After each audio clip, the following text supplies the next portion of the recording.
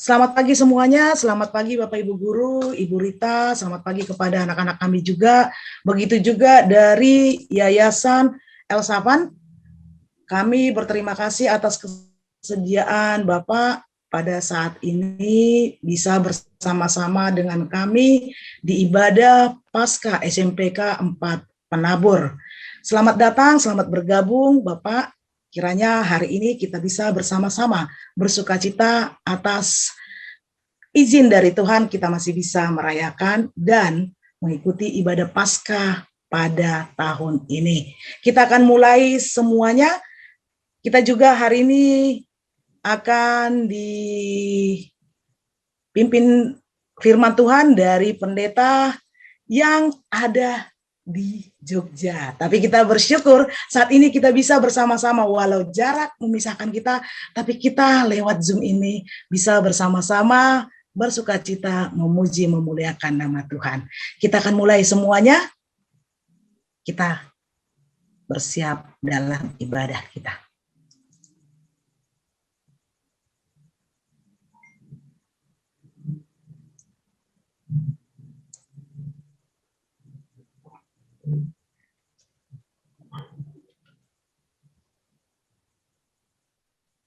Ya, kebaktian Paskah SMPK 4 Penabur dengan tema kebangkitannya memulihkan. Yang saat ini kita akan dilayani oleh Bapak Pendeta Paulus Lee dari GKJ Gejayan Yogyakarta, dan begitu juga kesaksian dari Evangelis Ritson Manyonyo MTH selaku pendiri Yayasan Tunanetra. Anak-anakku sekalian, Bapak Ibu Guru, sebelum kita memulai ibadah kita akan dengarkan dulu sambutan dari Ketua Yayasan BPK Penabur, Bapak Antono Yuwono.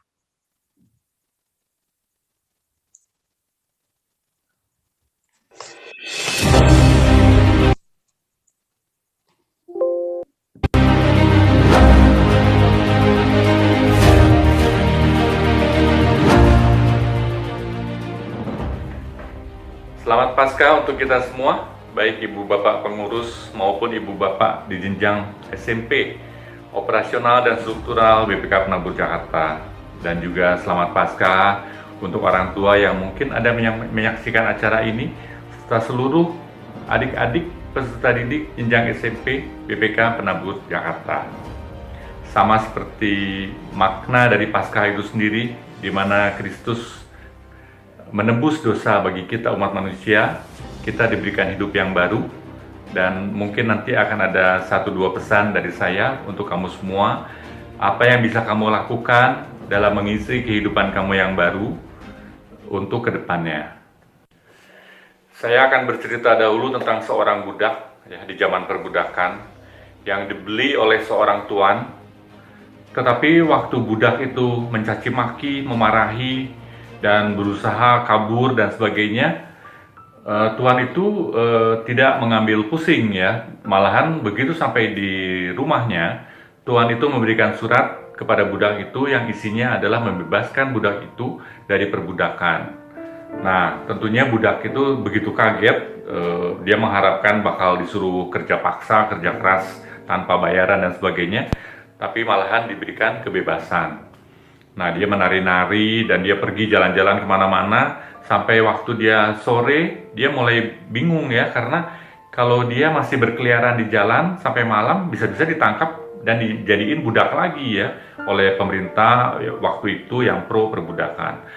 Akhirnya dia pulang ke rumah tuannya dan berkata kepada tuannya, terima kasih sudah memberikan kebebasan, tapi izinkan saya bekerja pada Tuhan saja, karena saya juga perlu mencari nafkah, saya perlu makan, saya perlu tempat tidur, dan saya percayakan hidup saya pada Tuhan. Ya, sama seperti kita yang sudah ditebus dosanya oleh Kristus dan hidup baru dalam Kristus, kita umat manusia punya kewajiban apa yang harus kita lakukan kepada Tuhan yang sudah menebus dosa kita, yang sudah memberikan kita kebebasan, memberikan kita hidup yang baru. Ya, yang pertama, yang paling utama, tentunya kita percaya dan sayang kepada Tuhan kita. Kita berdoa dan kita rutin berkomunikasi dengan Tuhan kita.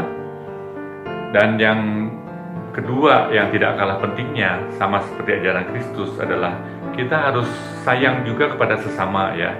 Dalam arti tentunya kita sayang kepada orang tua kita, menurut kepada orang tua ya. Kemudian juga kita berkomunikasi dengan baik ya. Untuk kamu-kamu yang mungkin punya hambatan komunikasi dengan orang tua, saat ini saat yang tepat untuk kamu kembali mencari cara supaya bisa berkomunikasi dengan baik ya. Nah, yang kemudian mungkin dalam konteks kehidupan sekarang yang penting juga adalah kita sayang kepada bumi ya. Kita sudah terlalu banyak mengambil sumber daya dari bumi ya, dalam rupa bahan bakar ya, bensin, batu bara, itu semua ngambil dari bumi dan kita pakai, sisanya malahan jadi karbon dioksida yang membuat efek rumah kaca ya. Itu kita perlu belajar untuk bagaimana menghemat air ya, air misalnya. Kamu kalau nyuci mobil airnya sedikit aja, jangan buang-buang air ya. Banyak orang perlu air ya. Nah, yang terakhir saya mau ceritakan kepada kamu apa yang kamu perlu lakukan adalah belajar dengan baik ya, dan mengisi kehidupan kamu menjadi berguna untuk orang lain. Bagaimana caranya? Kamu cari sebisa mungkin apa kepandaian talenta kamu ya. Talenta kamu mungkin bukan cuma satu, bisa ada beberapa. Kamu cari dan kamu pelajari dan kamu pikirkan apa yang kamu bisa lakukan untuk sesama dengan talenta kamu ya. Makanya sekarang BPK Penabur Jakarta mengajarkan putra-putri peserta didiknya untuk pintar tidak hanya secara akademis ya. Tentunya pertama adalah karakter yang kuat, karakter Kristen yang kuat. Kemudian akademiknya pintar, dan kemudian juga mampu berkomunikasi dan berkolaborasi dengan sesama teman sehingga bisa bekerja sama dalam tim ya.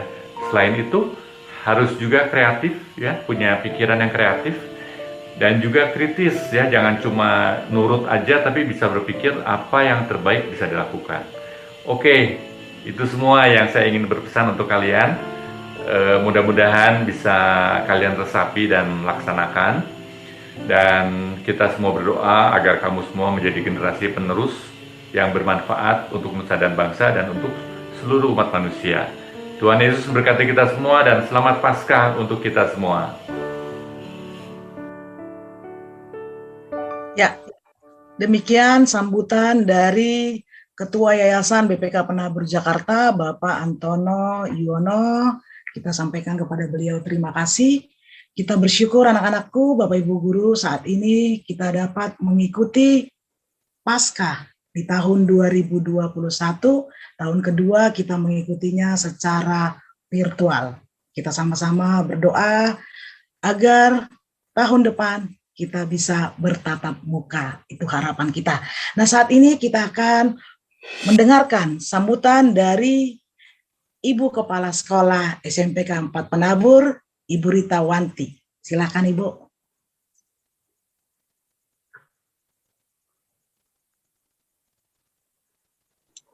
Ya, selamat pagi Bapak Ibu Guru semua.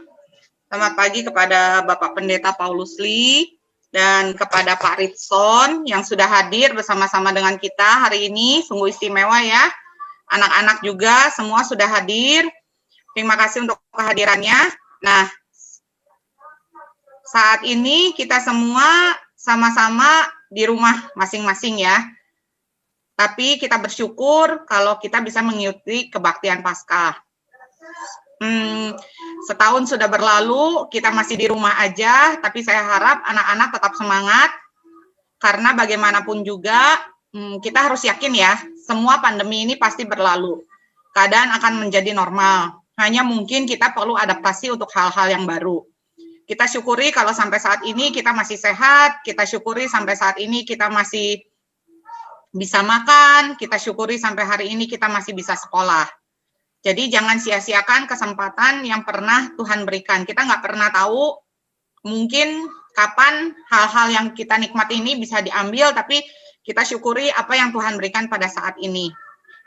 Kalau saya sih hanya ingin anak-anak tadi dengerin Pak Antono Yuwono, salah satunya yaitu kalau memang anak-anak punya kesempatan untuk melakukan hal kecil untuk mencintai bumi kita, lakukanlah.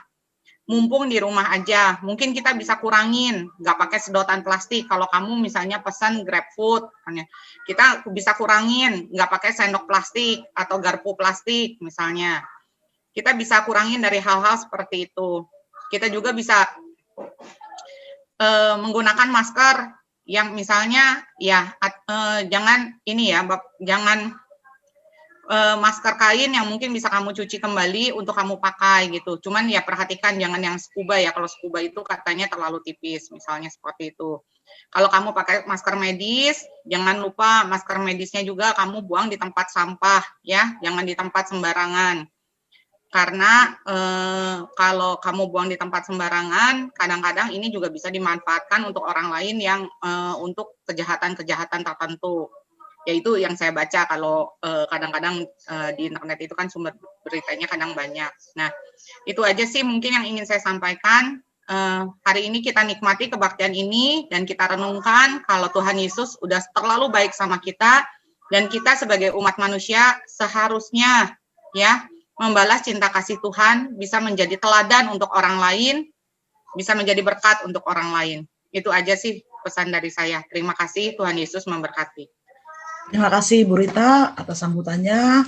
Anak-anakku, tetap saat ini kita harus menjaga protokol kesehatan.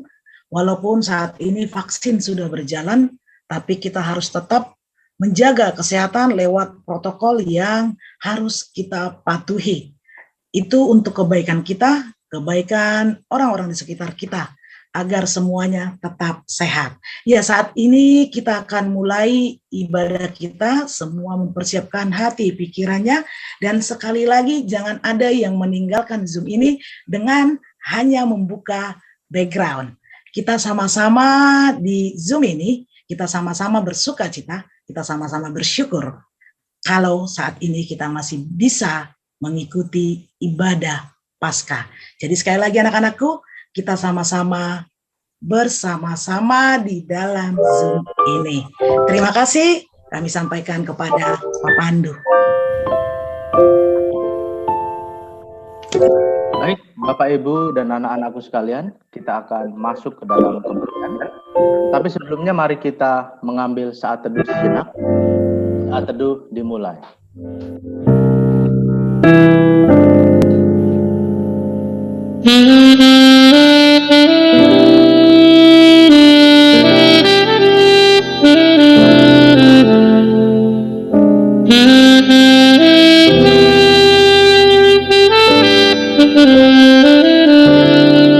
Saat teduh selesai.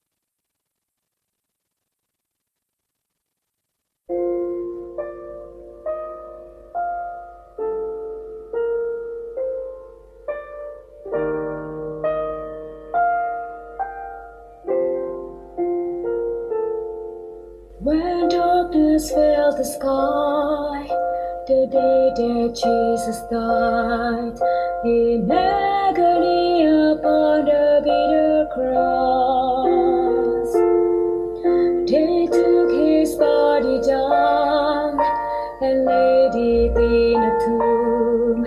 His friends believed that everything was lost, but when the third day came, the darkness turned to light.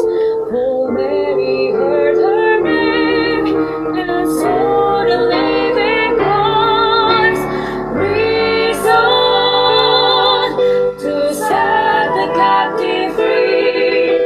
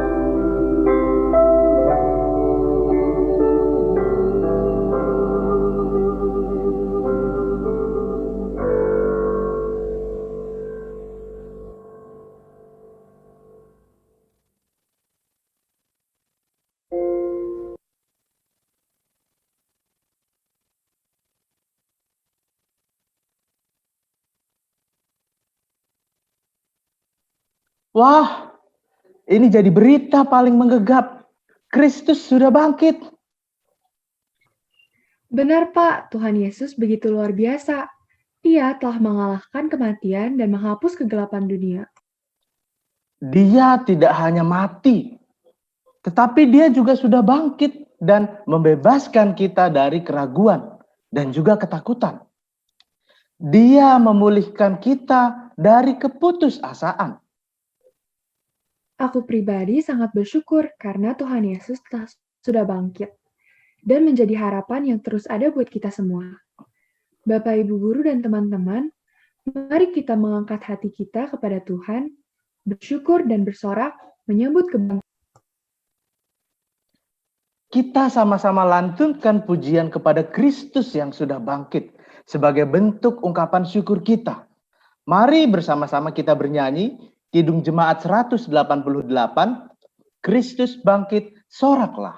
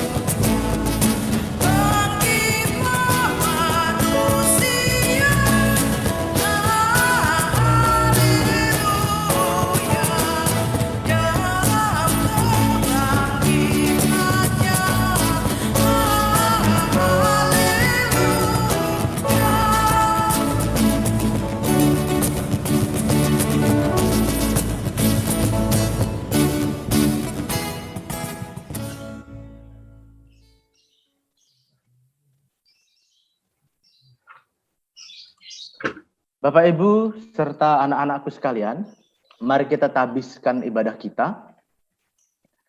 Ibadah Paskah ini berlangsung karena pertolongan kita adalah dalam nama Tuhan yang menjadikan langit dan bumi. Terpujilah nama Tuhan. Amin. Damai dan sukacita kebangkitan Kristus beserta saudara. Dan beserta saudara juga.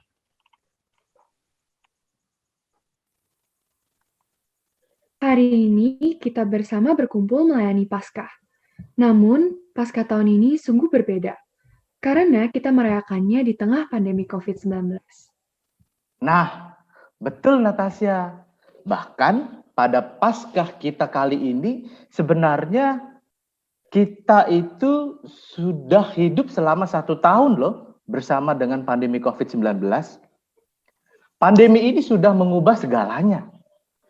Kita dibawa pada kebiasaan hidup yang baru. Sepertinya semua jadi ribet ya. sekolah harus dari rumah, terbatas pada gerak dan aktivitas, dan kita pun juga harus mengikuti protokol kesehatan yang ketat. Tentu kita bergumul dan bertanya dalam hati, kapan sih pandemi ini akan segera berakhir?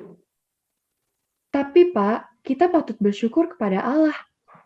Karena meski tahun lalu Paskah dirayakan dengan pandemi COVID-19, tahun ini perayaan Paskah sudah terjadi bersamaan dengan proses vaksinasi COVID-19.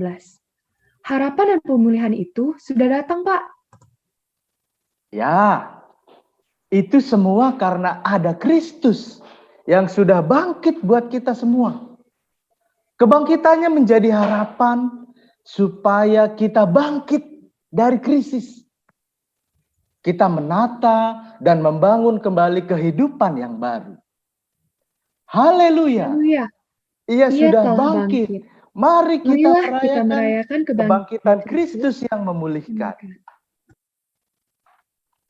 Mari bersama-sama kita kembali bernyanyi Kidung Jemaat 183, Menjulang Nyata Atas Bukit Kala.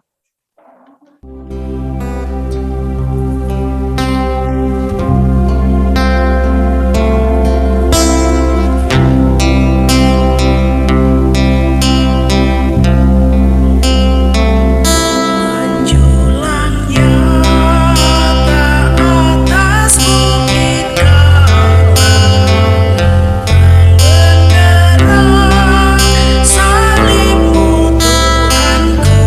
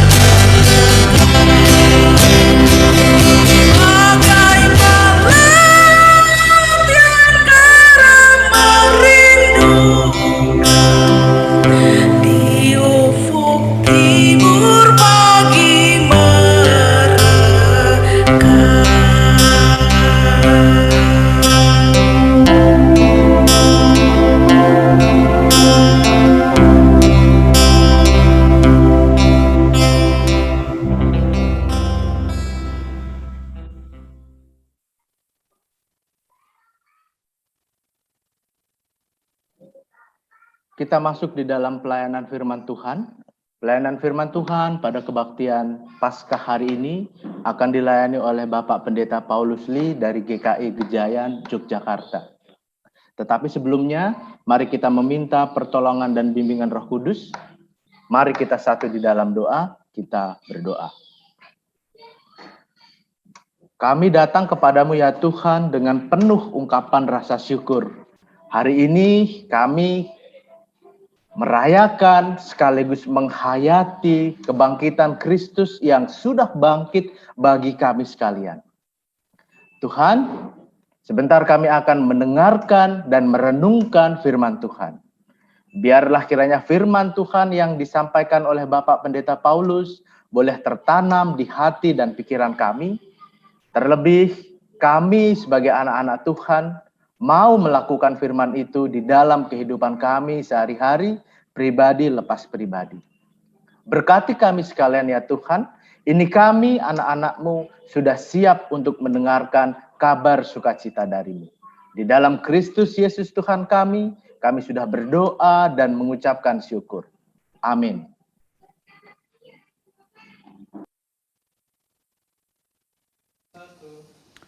Shalom teman-teman sekalian, apa kabar? Saya Paulus Lee dan izinkan saya membuka masker karena di tempat ini tidak ada orang lain. Nah teman-teman sekalian, hari ini kita hendak membahas kebangkitannya memulihkanku. Saya bersyukur dapat kado. Semua kita senang bukan? Dapat kado? Aduh, siapa yang pasca dapat kado? Ayo kita lihat kado kita isinya apa? Waduh, kosong. Kadonya kosong. Gak ada isinya.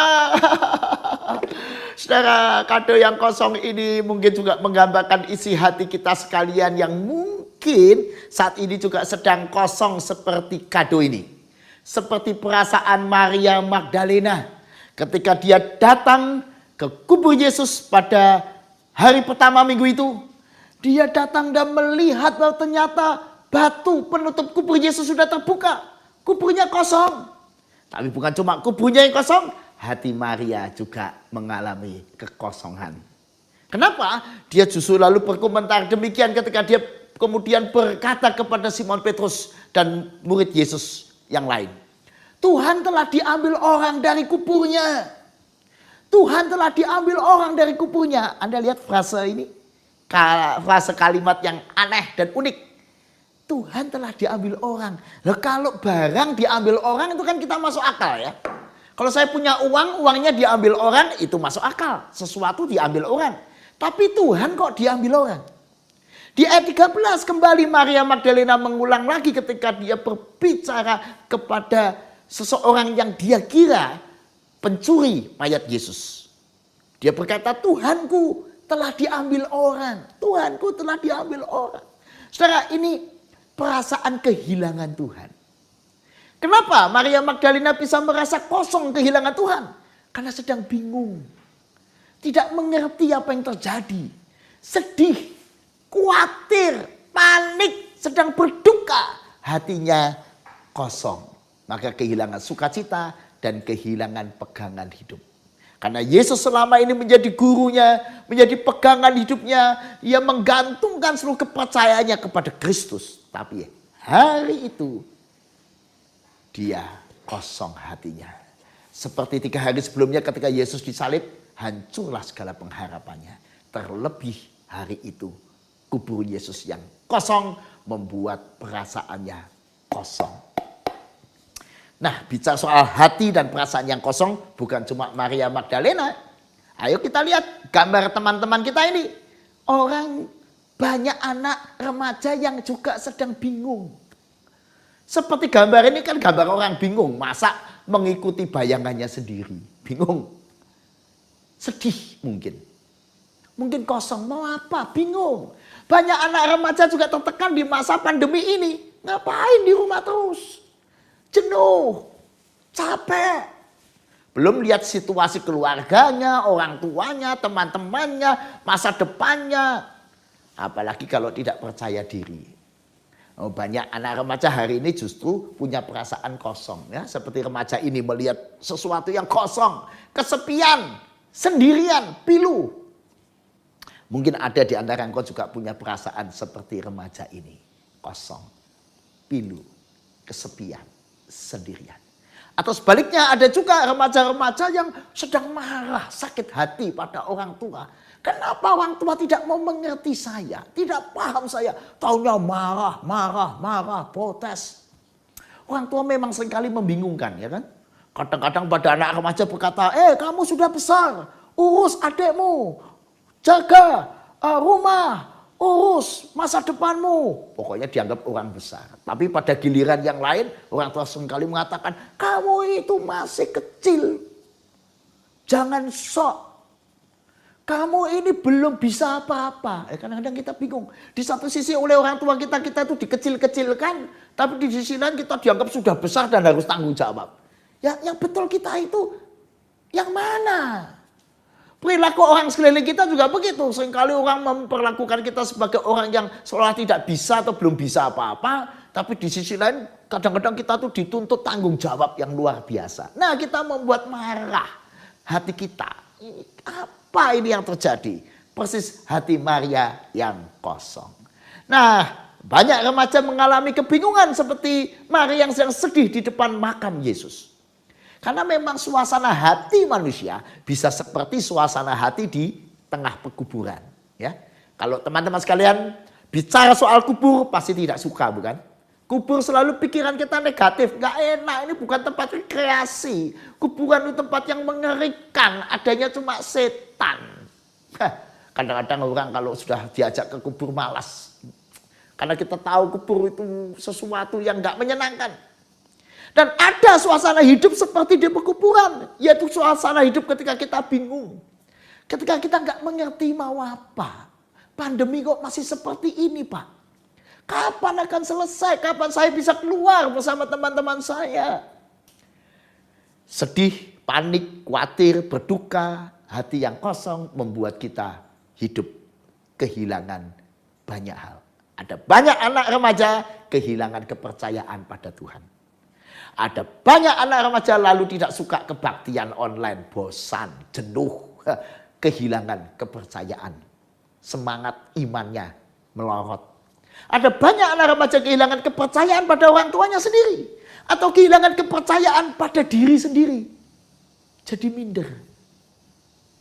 Saya seringkali bertemu anak remaja. Ayo foto-foto. Enggak Pak. Enggak Pak. Ayo kirim fotomu. Enggak mau foto.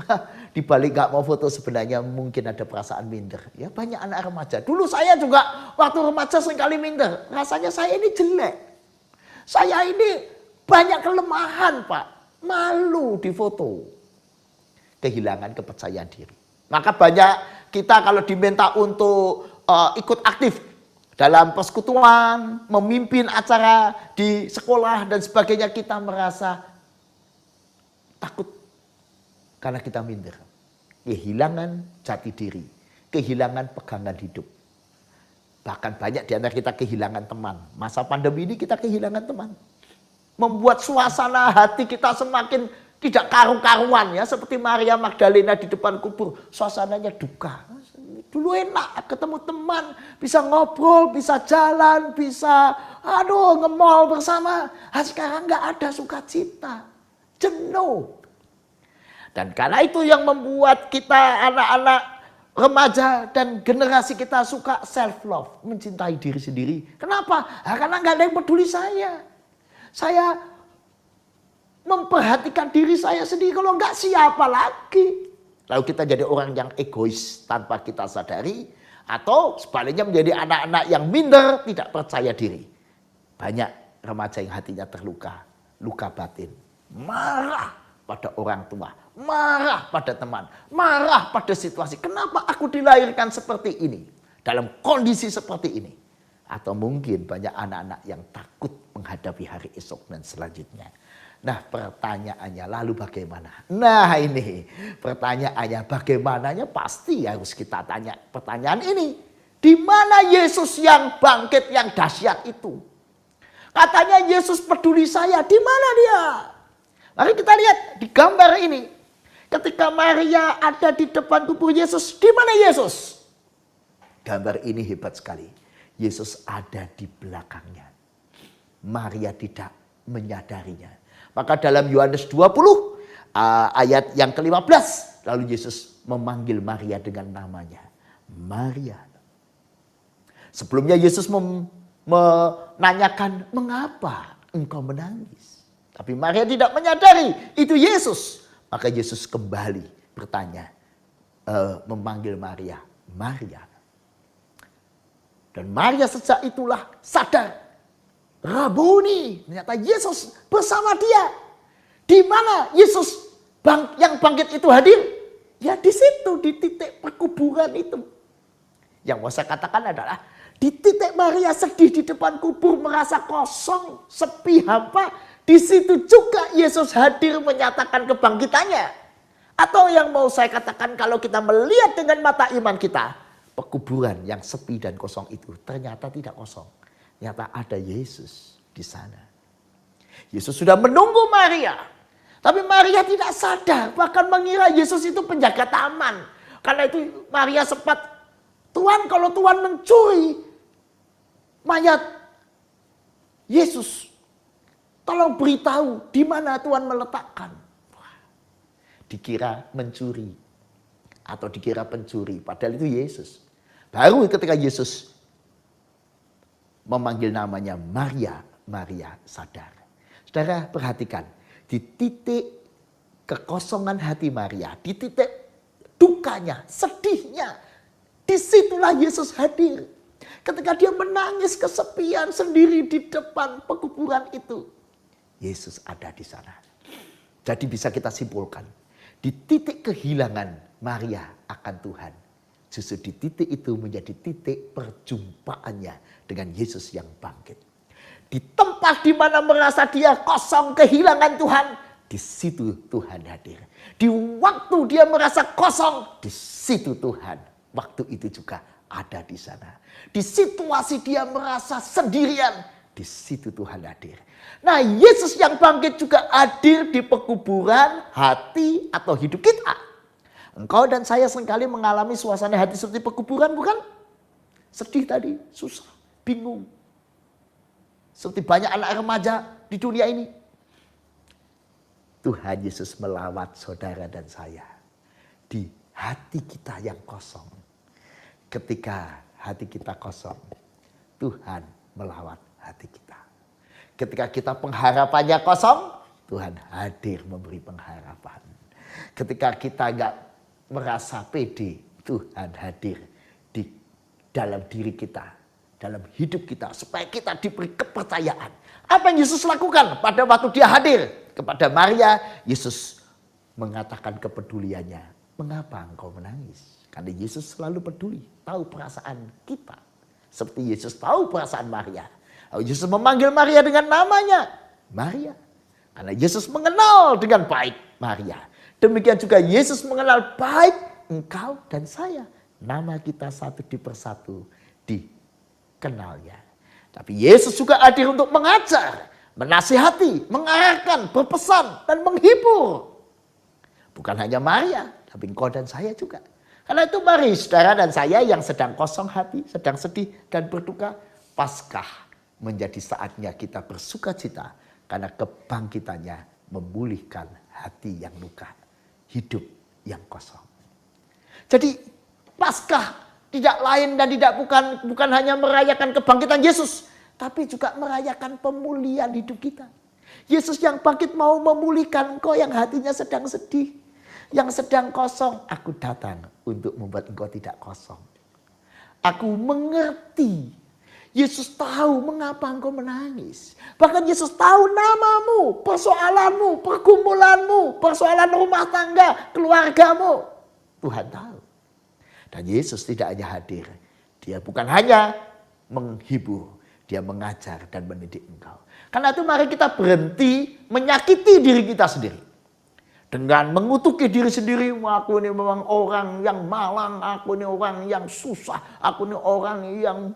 Wah, pokoknya kita lalu jadi self distraction, ya, merusak diri sendiri, kehilangan kegembiraan, kehilangan sukacita.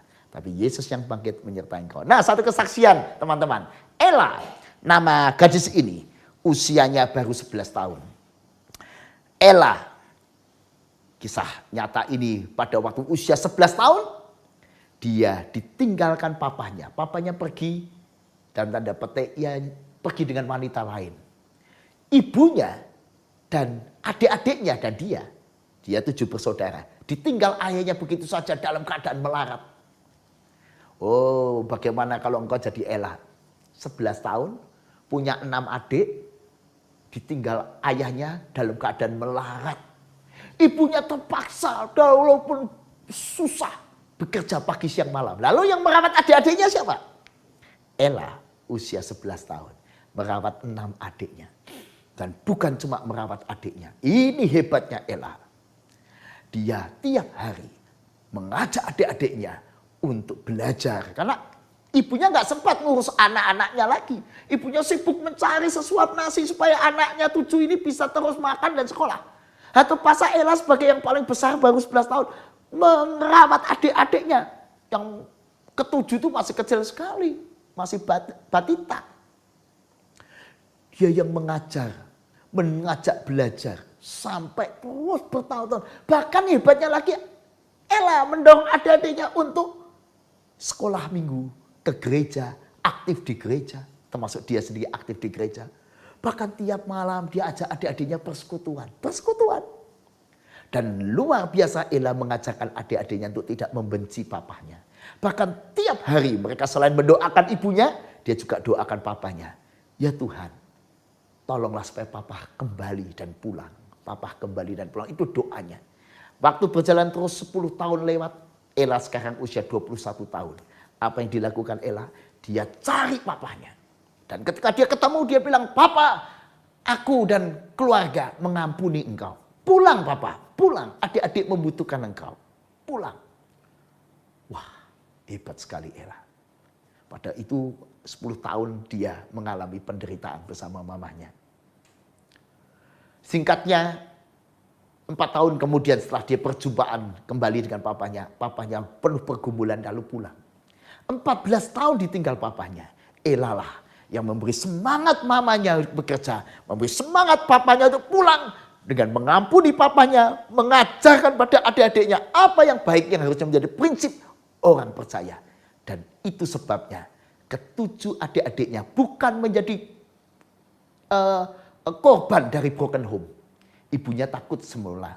Wah, ini kalau orang tua hubungannya hancur, biasanya anak-anaknya hancur juga. Rumah tangga yang broken home menghasilkan anak-anak yang gamang. Tapi tidak demikian dengan Ella dan adik-adiknya. Karena ada seorang gadis yang hebat. Tentu saja ibunya juga ibu yang hebat. Tapi Ella adalah contoh seorang remaja yang bisa tegar, tidak kosong, tidak hancur, tidak lalu merusak dirinya hanya karena kehancuran orang tua atau kehidupan rumah tangga orang tuanya. Bagaimana dengan engkau dan saya? Biarlah kebangkitan Yesus membuat kita memiliki kekuatan berjuang, memulihkan perasaan kita, hati kita, hidup kita. Jangan lagi seperti suasana pekuburan. Mari suasana kebangkitan kita rayakan Yesus yang bangkit dalam hidup kita. Mau rayakan? Terima Yesus yang bangkit dalam hatimu. Tuhan Yesus, tinggallah dalam hidupku. Tuhan Yesus, lawatlah saya. Aku tahu engkau hadir saat ini karena engkau sudah bangkit. Di rumahku, di perjuanganku, di tempatku, di kamarku, di hatiku. Dalam segala hal engkau hadir. Tuhan memberkati. Amin. Mari kita berdoa. Ya Tuhan, hamba-Mu bersyukur engkau bangkit dan melawat kami. Sehingga ketika hati kami kosong, sehingga ketika kami susah, ketika kami sedih, sehingga ketika kami merasa kehilangan Tuhan, bahkan kami kehilangan jati diri atau kehilangan pengharapan, di situ Tuhan melawat kami dan menyatakan kasih sayang Tuhan, menyatakan kepedulian Tuhan dan menunjukkan Tuhan betapa sangat mau mengerti kami. Terima kasih Tuhan, inilah kami. Hadirlah ya Tuhan yang bangkit dalam kehidupan kami. Pulihkanlah kami. Pulihkanlah hati kami. Pulihkanlah hidup kami. Pulihkan juga keluarga kami. Supaya kami semua merasakan kehidupan yang damai di dalam kasih karunia Tuhan. Amin.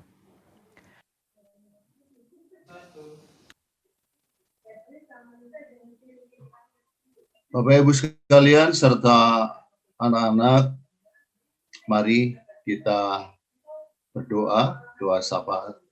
Mari kita berdoa.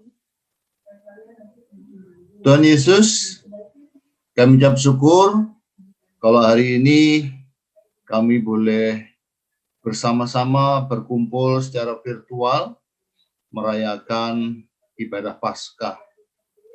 Terima kasih pada Pak Pendeta yang sudah menaburkan kebenaran firman Tuhan, dan biarlah itu menjadi kekuatan bagi setiap kami. Kami ucap syukur bahwa kebangkitan Tuhan Yesus itu memulihkan, secara khusus memulihkan cara berpikir kami. Kami tidak lagi khawatir, kami tidak lagi takut, karena Yesus bangkit ada di dalam diri kami. Justru sebaliknya dalam situasi seperti ini, kami dimampukan untuk mengoptimalkan potensi kami. Terima kasih atas firman yang begitu menguatkan kami. Pada kesempatan ini Tuhan, kami berdoa buat keluarga besar SMP K4, baik Bapak Ibu guru, karyawan, dan semua siswa. Kami serahkan secara khusus kesehatan kami. Biarlah darah Kristus boleh menudungi setiap kami, sehingga kami boleh melawan pandemi corona ini dengan kekuatan dari Tuhan. Dan biarlah terus semangat Tuhan, semangat kebangkitan Kristus itu terus ada di dalam diri kami, sehingga kami boleh bersukacita menghadapi segala sesuatunya. Secara khusus Tuhan, setiap kami, secara khusus anak didik kami, boleh menghadapi proses belajar mengajar secara online ini dengan sukacita, sehingga mereka boleh mengoptimalkan potensinya melalui pembelajaran online ini. Kami juga menyerahkan pemerintah kami, secara khusus kami ucap syukur kalau pemerintah dengan cepat mereka melaksanakan vaksin, dan ini harapan setiap kami. Dan biarlah Tuhan, target pemerintah boleh terpenuhi, di mana semua penduduk boleh divaksin. Kami serahkan petugas medis yang ada di garda terdepan di dalam memerangi COVID ini, beri kekuatan, beri kesabaran, beri sukacita di dalam melayani setiap pasien. Juga berkati tim keamanan yang menertibkan protokol kesehatan, beri mereka juga kekuatan, kesabaran, hikmat marifat, sehingga semuanya boleh berjalan dengan bekerja sama untuk memerangi COVID ini. Terima kasih Tuhan. Kami juga berdoa untuk keluarga SMP K4 yang barangkali ada yang terpapar COVID. Biarlah Tuhan yang memberi kekuatan. Kami yakin dan percaya bahwa Tuhan adalah sumber kesembuhan, dan Tuhan akan terlibat bekerja untuk menyembuhkan mereka-mereka yang sakit.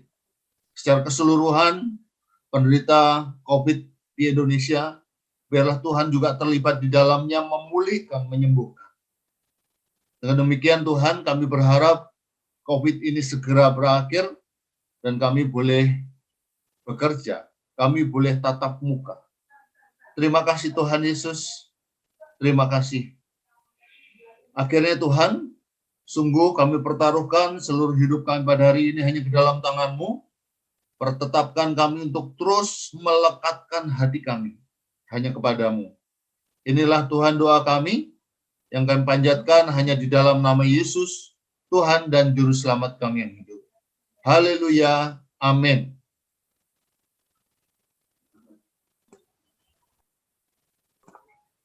Teman-teman, rasa syukur dan sukacita akan kebangkitan Kristus tentu bukan hanya milik kita. Kita patut meneruskannya kepada orang lain. Di kesempatan Paskah ini, kita bersukacita bersama dengan teman-teman kita di Yayasan Tunanetra El Safan.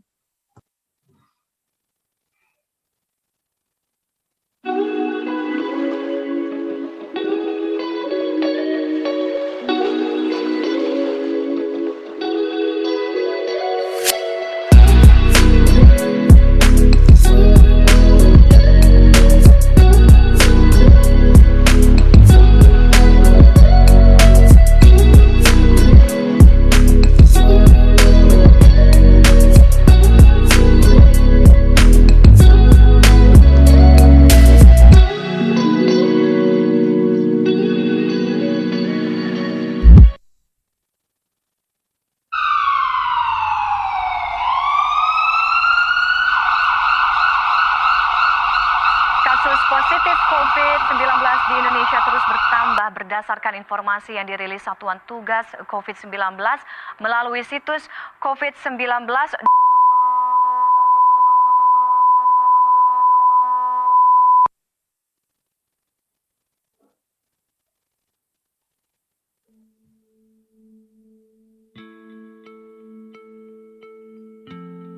Dipaksa menepi dan terisolasi.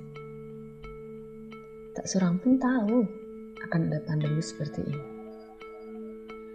Sudah setahun lalu dan masih belum berlalu. Rencana yang disusun awal tahun hanya menjadi sebuah ekspektasi yang tak menentu. Dipaksa bekerja, sekolah, dan beraktivitas dari rumah. Alangkah menyiksanya. Tak banyak orang siap akan pandemi ini. Mungkin dari kita punya simpanan yang banyak dan lebih. Tetapi di luar sana ada banyak yang harus bekerja memenuhi hidup ini. Mengabaikan waktu, tenaga, dan kesehatannya sendiri.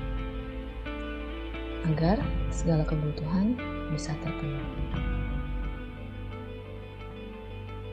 Cara lain untuk membantu situasi seperti ini adalah berbagi.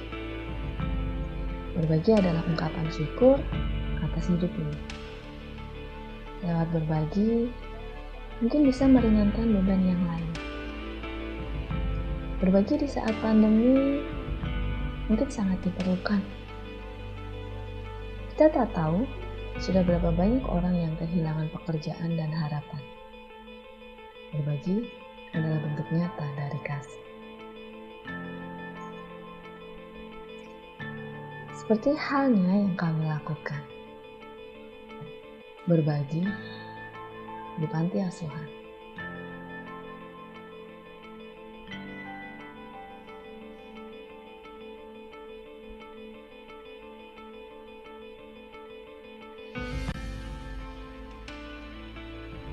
Panti asuhan memang salah satu tempat yang terkena dampak pandemi.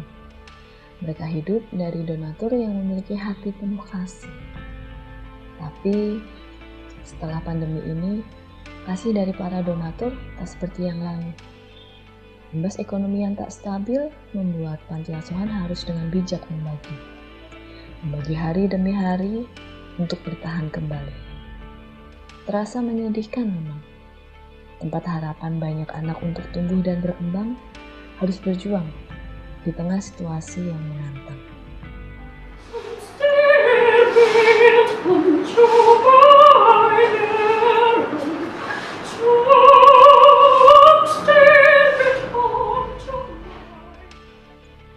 Pandemi membawa panti asuhan harus terus bertahan dengan keadaan yang seadanya. Tak terbayang ketika persediaan mereka tak sepenuhnya ada. Betapa riuh dan ricuhnya suasana. Padahal melihat tawa dan senyum mereka adalah bahagia paling sederhana. Aku berharap panti asuhan ini tetap mendapatkan donatur yang bisa menyokong kehidupan di sini. Supaya harapan dan cita-cita mereka masih tetap tergenggam di tangan sampai suatu saat dilepaskan untuk masa depan. Lewat pandemi kita diajarkan untuk semakin menumbuhkan kesabaran, keikhlasan, dan peduli sesama. Akan ada hal positif di setiap kejadian yang akan menjadi pelajaran. Semoga semesta merestui segala hal baik yang kita tanam. Jangan lupa berdoa.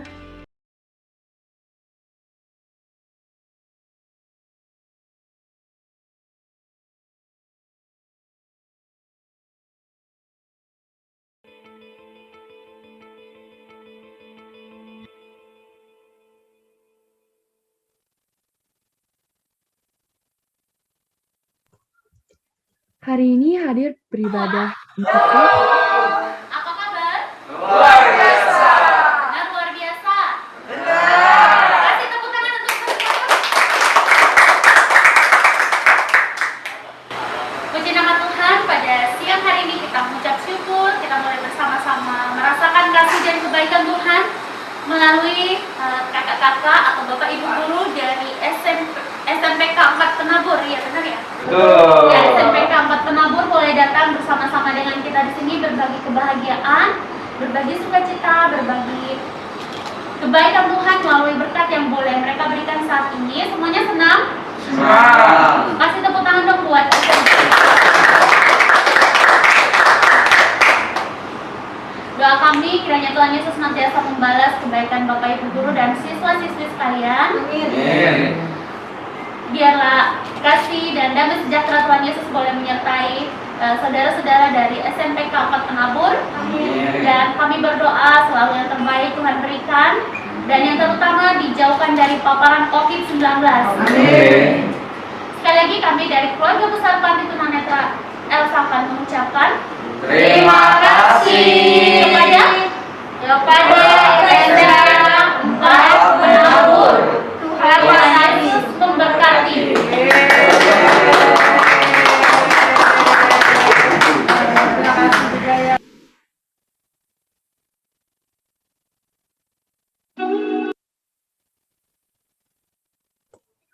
Hari ini hadir beribadah dengan kita pendiri Yayasan Tunanetra Elsavan, Bapak Ritson Manyonyo. Halo Pak, teman-teman, kita akan mendengar sedikit cerita dari Pak Ritson, menyaksikan bagaimana Tuhan Yesus hidup dan memberi harapan memulihkan kehidupan teman-teman di Yayasan Tunanetra Elsavan. Silakan Pak Ritson.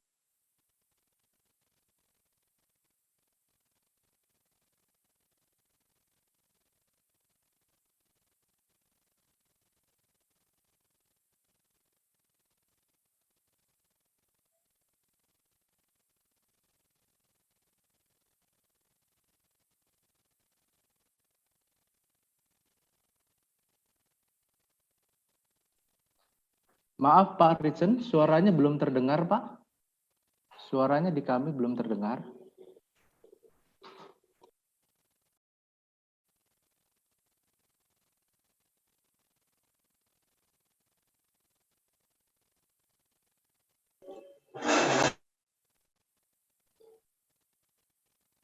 Masih belum terdengar Pak Ritson suaranya? Iya, masih belum. Sudah terdengarkah? Sudah Pak. Sudah. Terima kasih. Pak Ritson. Yang kami hormati pengurus Yayasan Penabur, kepala sekolah dan seluruh dewan guru dan jajaran dan staf, Pak Pendeta dari Jogja, orang tua siswa-siswi beserta anak-anak SMPK 4 Penabur Jakarta. Shalom. Saya Ritson Manyonyo, asal dari Kota Tentena, Kabupaten Poso, Sulawesi Tengah. Saya 6 bersaudara, saya anak bungsu, dan dalam perjalanan hidup terlahir dengan penglihatan yang normal sampai usia 24. Dalam keadaan itu, seluruh aktivitas saya berjalan normal sebagaimana mestinya. Selanjutnya, ketika tahun 1999, tepatnya bulan April seperti bulan ini, maka saya harus kehilangan penglihatan. Kedua mata saya sarafnya melemah dan tidak berfungsi, dan akhirnya saya mengalami kebutaan total.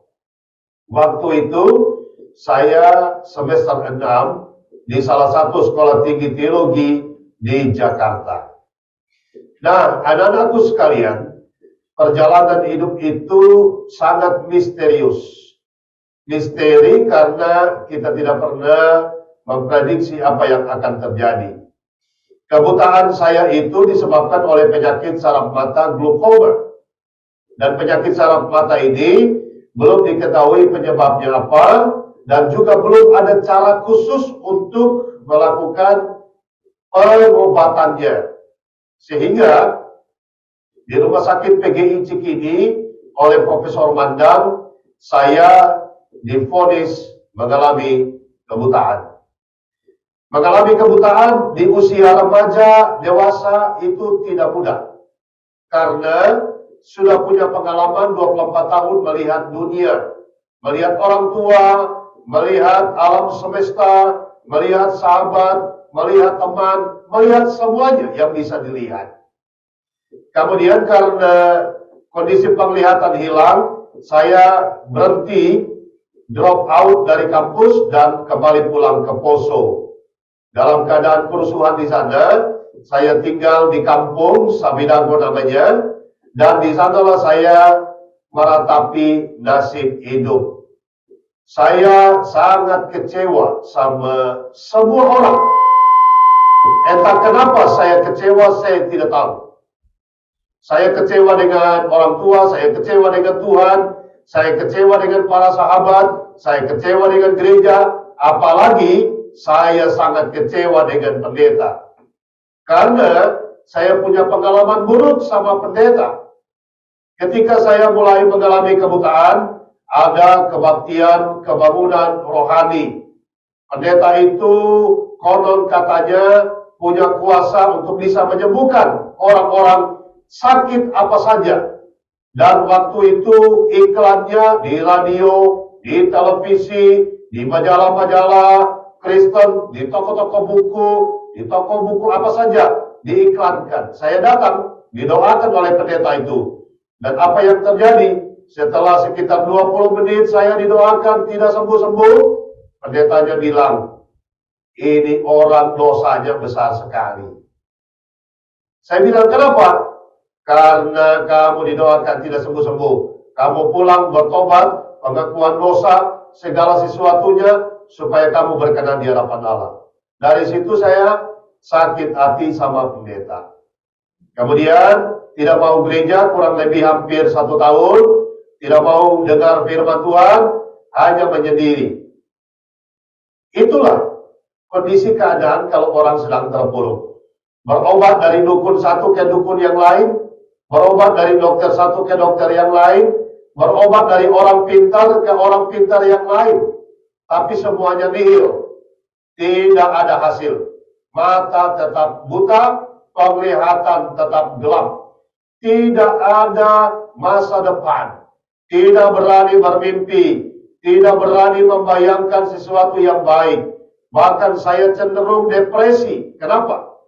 Karena teman-teman kuliah saya sudah diwisuda. Sementara saya pulang dengan kekalahan. Pulang dengan kekecewaan di kampung. Pulang dengan segudang rasa yang tidak mengenakan. Akhirnya, singkat cerita, Tuhan itu maha dahsyat. Dia menyentuh hati yang kosong itu.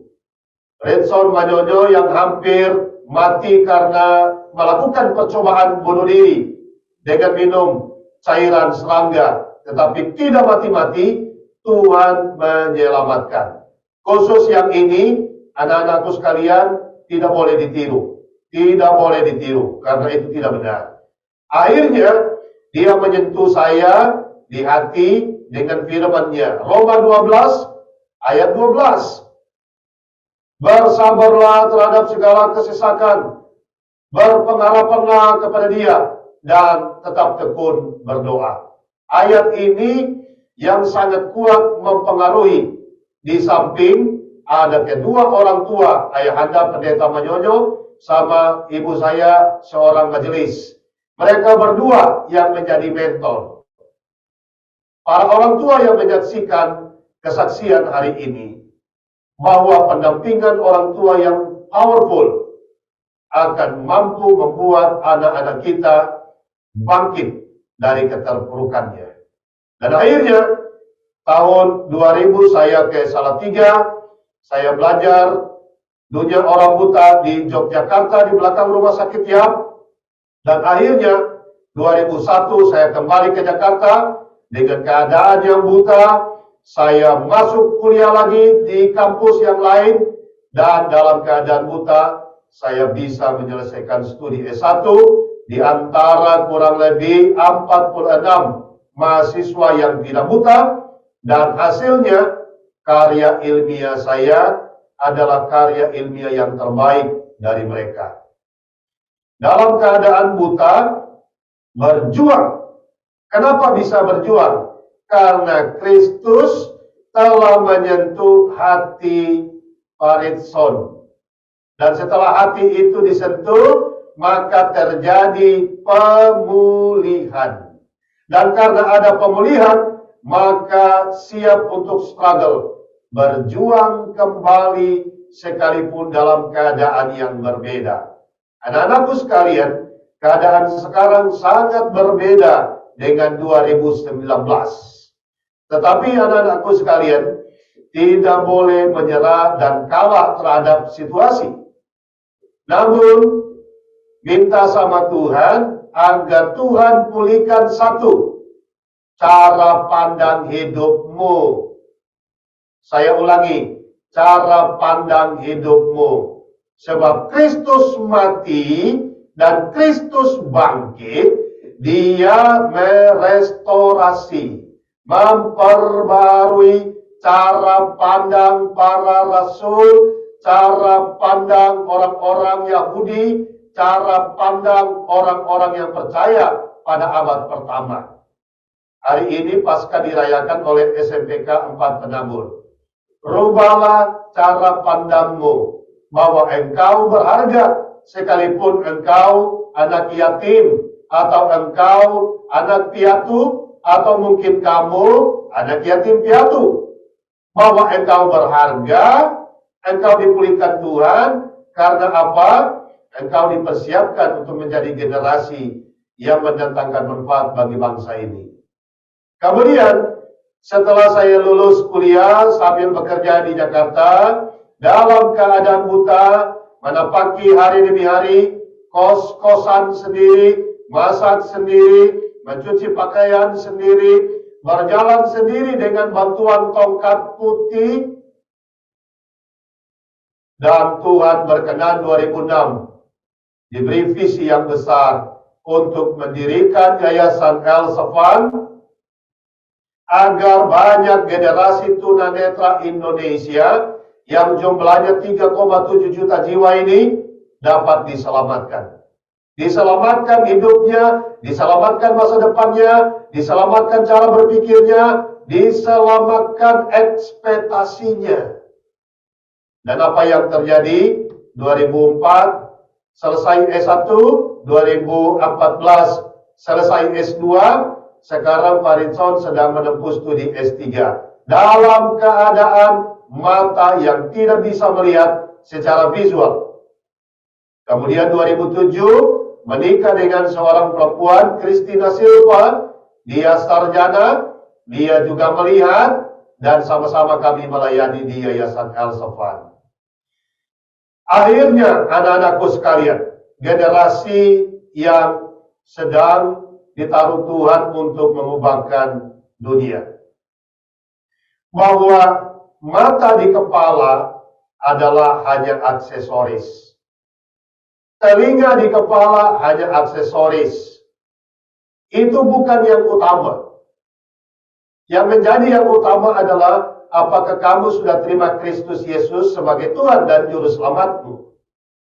Sebab kalau kamu belum menerima Dia sebagai Tuhan dan Juru Selamatmu, maka hidupmu tidak akan jauh lebih baik daripada apa yang kamu pikirkan. Ingat, Kristus telah memulihkan, membuat kita menjadi orang yang sangat berharga. Dan dalam perjalanan sampai hari ini, dalam keadaan yang buta, Tuhan mempercayakan pelayanan di Yayasan Al-Safan, ada panti sosial. Kurang lebih sudah 90 generasi tunanetra yang kami layani. Dari usia 4 tahun sampai usia 30. Mereka berprestasi tingkat Jakarta Timur, tingkat DKI Jakarta, tingkat nasional, bahkan yang tadi menyanyi lagu Seriosa, dia telah mengikuti ajang lomba di kota Praha, Eropa Timur 2017 yang lampau. Bapak Ritson sangat bahagia di dalam Kristus. Karena justru dalam kebutaan Pak Ritson yang 20 tahun lalu, Pak Ritson menganggap kebutaan ini adalah aib, kekecewaan, penderitaan, tetapi ternyata Tuhan memulihkannya, membuat dia menjadi berkat. Menjadi berkat bagi generasi tunanetra Indonesia. Al-Safan juga memiliki sekolah dari TK, SD, SMP, SMA. Kita juga membuka pusat balai latihan kerja disabilitas berbasis pertanian, peternakan, perikanan, dan multimedia dan dunia digital. Jadi, apa yang dapat kita kerjakan adalah sentuhan Tuhan dalam hidup kita. Yang kedua, pendampingan yang powerful dari orang tua kita. Yang ketiga adalah anak-anakku sekalian, miliki pembaharuan cara berpikir yang transformatif. Main game Among Us, oke. Free Fire, oke. Main game apa saja silakan. Tetapi ingat, jangan lebih banyak waktu main game dibanding daripada kamu sedang mempersiapkan hidupmu. Dan akhirnya, atas nama pengurus dan keluarga besar Yayasan Al-Safan, kami sungguh berterima kasih kepada keluarga besar SMPK 4 Penabur Jakarta atas segala cinta kasih dan kasih sayangnya kepada generasi tunanetra Indonesia.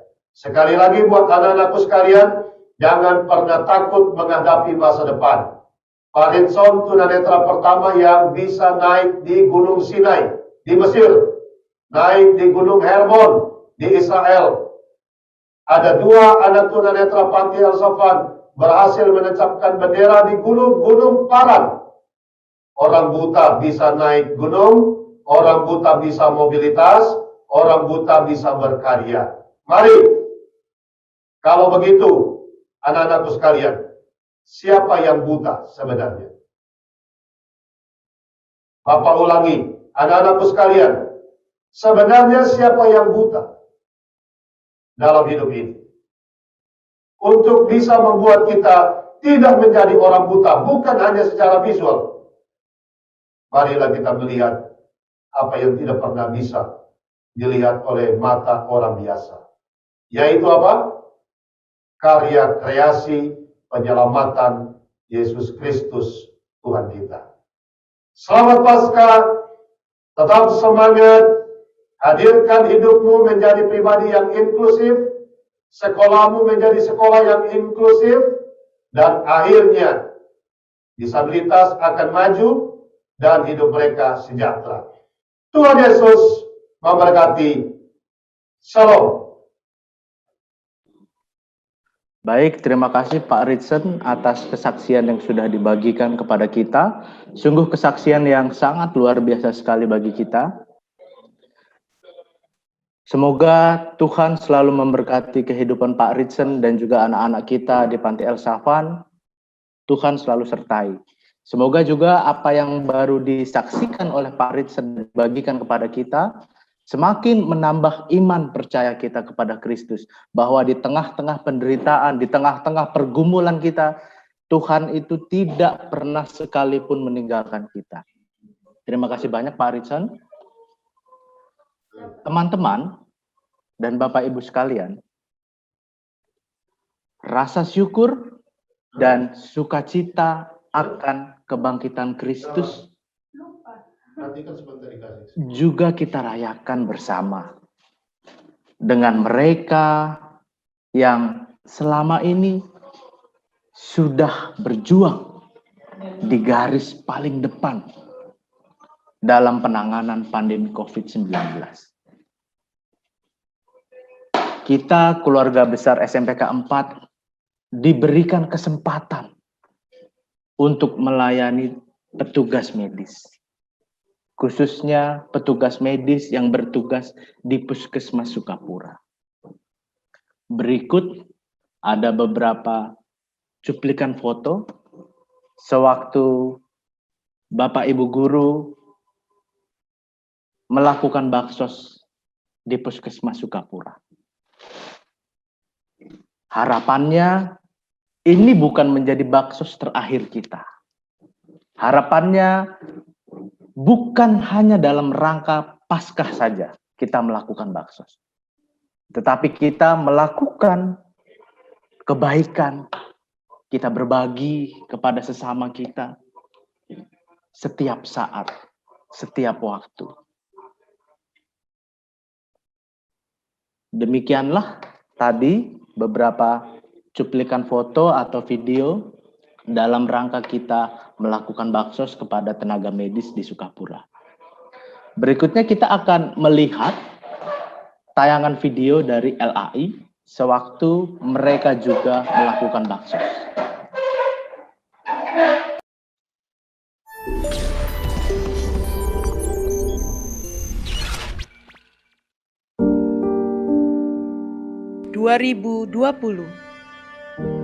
Tahun yang begitu pilu. Bencana alam awal tahun di beberapa tempat hingga penyebaran virus yang tidak disangka-sangka. Namun, di balik semua keadaan ini, secara nyata Tuhan terus menolong kita untuk mampu melewatinya. Sama seperti saudara-saudara kita di berbagai pelosok tanah air ini. Dengan segala kekurangan mereka, dengan segala perubahan yang tiba-tiba, harapan mereka tidak sirna untuk dapat merasakan kasih Tuhan melalui Alkitab. Hal ini yang mendorong Lembaga Alkitab Indonesia untuk terus berusaha menolong mereka dengan menjembatani kebutuhan Alkitab melalui donasi dari para mitra dalam program Satu Dalam Kasih. Di tahun 2020, karena pandemi COVID-19, maka Alkitab yang bisa disebarkan adalah sebanyak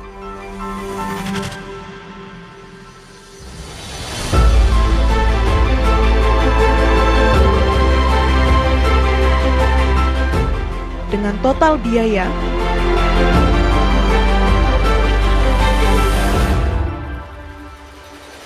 Lembaga Alkitab Indonesia atas gerakan Tuhan memberikan kepada kami Alkitab. Sungguh kami bangga, karena bagi kami Alkitab itu menjadi pedoman dan ciri khas kehidupan sebagai orang Kristen. Dengan adanya bantuan Alkitab secara gratis, tentunya sangat mendukung, bahkan menopang perkembangan dan kemajuan iman jemaat di sana. Kami mengucapkan terima kasih banyak kepada Lembaga Alkitab Indonesia bersama mitra dan para donatur yang telah dengan sukacita menolong kami. Terima kasih untuk semua kasih yang Tuhan berikan, dan salam. Di tahun ini, Lembaga Alkitab Indonesia kembali mengadakan program Satu Dalam Kasih untuk daerah-daerah sebagai berikut: Humbang Hasudutan, Gomo, Enggano, Kalimantan Utara, Kabupaten Ketapang, Tagulandang, Luwuk, Buol Toli-Toli, Mori, Toraja, Sabu, Kaimana, Komoro, dan Asmat. Dengan total 155.000 eksemplar Alkitab dan bagian-bagiannya dengan biaya sebesar 14.725.000.000 rupiah. Mari, dengan penuh sukacita, kita mendukung program Satu Dalam Kasih. Berkat Tuhan yang sungguh luar biasa, kita mau bagikan juga agar banyak jiwa-jiwa yang bisa menerima kabar baik, mendapatkan Alkitab melalui program Satu Dalam Kasih.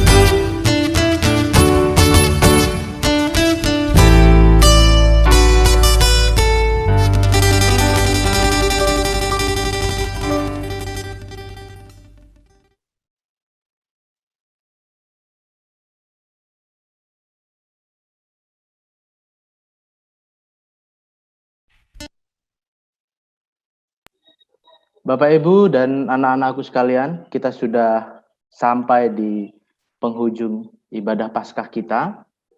Kita akan masuk di dalam berkat. Mari kita siapkan hati dan pikiran kita.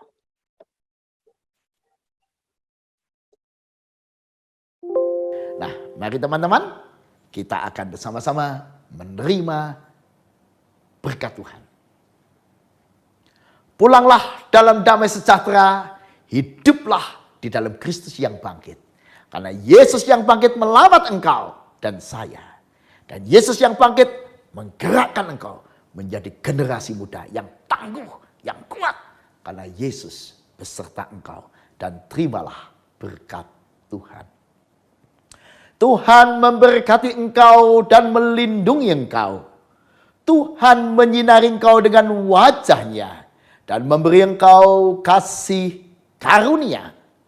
Tuhan menghadapkan wajah-Nya kepadamu dan memberi engkau damai sejahtera. Amin. Selamat Paskah. Tuhan Yesus memberkati.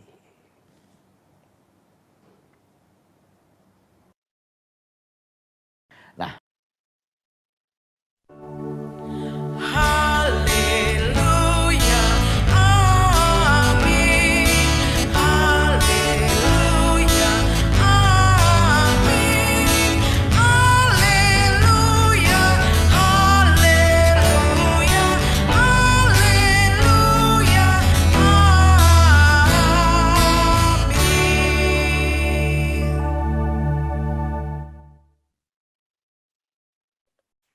Demikianlah ibadah Paskah kita. Mari kita mengambil saat hening sejenak. Saat hening dimulai.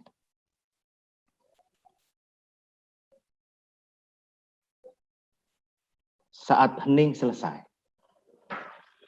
Selamat Paskah buat kita semua. Kiranya Tuhan selalu menolong dan memberkati kita semua. Berikutnya saya kembalikan lagi ke MC acara kita, Ibu Ernawati, silahkan. Terima kasih Pak Pandu. Lihat bunga mekar merekah, kuncup mengembang silih berganti. Kami kembali mengucapkan selamat Paskah. Rahmat Tuhan pada kita tidak akan pernah terhenti. Terima kasih anak-anakku sekalian.